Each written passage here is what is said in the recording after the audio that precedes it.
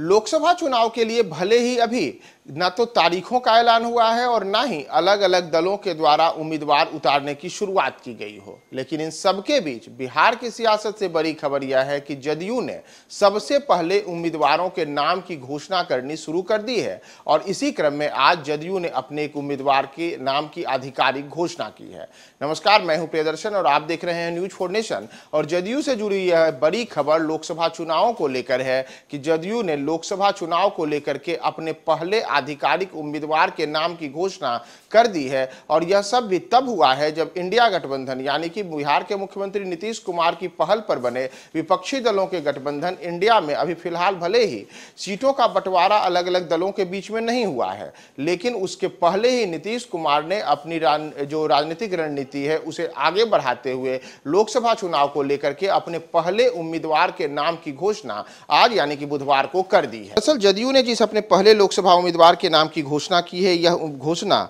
अरुणाचल प्रदेश को लेकर है। अरुणाचल प्रदेश में इसी वर्ष लोकसभा के चुनाव के साथ ही विधानसभा के भी चुनाव होने हैं और इन चुनावों को लेकर के जदयू अभी से तैयारी में जुट गई है। इसी क्रम में जदयू ने लोकसभा चुनाव को लेकर के अरुणाचल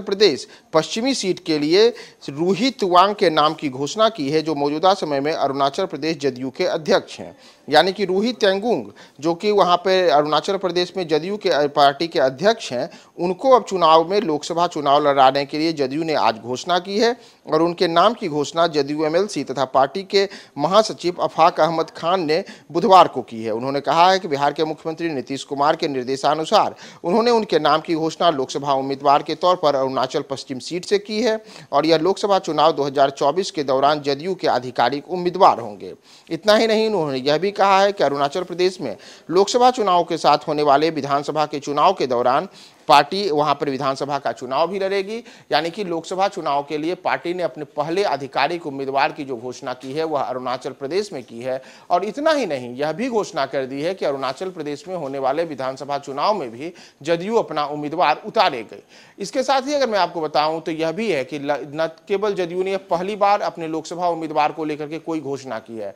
बल्कि अगर याद करें तो दिसंबर के महीने में इसके पहले देवेश चंद्र ठाकुर को लेकर के भी इसी प्रकार की एक बड़ी खबर आई थी, जब देवेश चंद्र ठाकुर जो बिहार में बिहार विधान परिषद के अध्यक्ष हैं, उन्होंने कहा था कि बिहार के मुख्यमंत्री नीतीश कुमार ने उन्हें सीतामढ़ी संसदीय क्षेत्र से चुनाव लड़ने के लिए कहा है और वे जदयू के आधिकारिक उम्मीदवार सीतामढ़ी संसदीय क्षेत्र से होंगे। हालांकि उनके नाम को लेकर के जदयू की ओर से कोई आधिकारिक घोषणा नहीं की गई है, लेकिन देवेश चंद्र ठाकुर ने खुद इस बातों को कहा है कि उनके नाम पर नीतीश कुमार सहमत हैं। नीतीश कुमार ने पार्टी के नेताओं के सामने ही यह बातें कही है कि देवेश चंद्र ठाकुर सीतामढ़ी संसदीय क्षेत्र से हमारी पार्टी के उम्मीदवार होंगे। तो जहां देवेश चंद्र ठाकुर के नाम को लेकर के पहले खबर आई कि वे जदयू के लोकसभा के उम्मीदवार होंगे सीतामढ़ी क्षेत्र से, वहीं अब यह दूसरी खबर अरुणाचल प्रदेश पश्चिमी संसदीय क्षेत्र से लेकर के है, जहां से जदयू के अरुणाचल प्रदेश के प्रदेश अध्यक्ष रूही तुंगोंग को लेकर के ये बातें सामने आई है कि उन्हें पार्टी ने अपना पहला आधिकारिक उम्मीदवार घोषित किया है। और लोकसभा चुनाव के लिए एक तरीके से नीतीश कुमार ने रणभेरी बजाते हुए अपने उम्मीदवारों के रूप में पहले उम्मीदवार की आज नाम की घोषणा की है, वो अभी उस समय में जब इंडिया गठबंधन में अभी सीटों का बंटवारा नहीं हुआ है। तो बिहार के मुख्यमंत्री नीतीश कुमार की यह जो एक बड़ी रणनीतिक पहल है, इसके तहत अब आगे आने वाले समय में और क्या क्या किन किन उम्मीदवारों को चुनाव में उतारा जाता है, कहां से जदयू उम्मीदवार उतारती है,